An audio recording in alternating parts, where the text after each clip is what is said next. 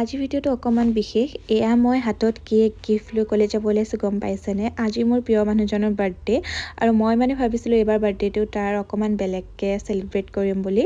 আৰু মানুহ বেছি নাই, সি মই আৰু তাৰ ভণ্টিৰ লগতে এয়া ভাবিলোঁ চেলিব্ৰেট কৰিম বুলি।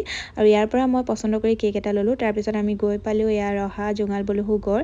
আৰু মই ভাবি আছিলোঁ এইবাৰ তাৰ বাৰ্থডেটো অকণমান মুকলি জেগা এটাতে চেলিব্ৰেট কৰোঁ। তাৰপিছত আমি ইয়াত তিনিওটা গৈ পালোঁগৈ তাত। আৰু এয়া আমি বাহিৰৰ পৰা কিবা কিবি লৈ গৈছিলোঁ খাবলৈ। তাৰপিছত এয়া আমি তাত গৈ ধুনীয়াকৈ ঠিক ঠাক কৰি উলিয়াই ল'লোঁ। আৰু সি এফালে এয়া কেক কাটিলে। আৰু সি বহুত বেছি লাজ কৰে, মোক কয় ভিডিঅ'ত মোক নেদেখাবা বুলি, সেইকাৰণে মই দেখুওৱা নাই।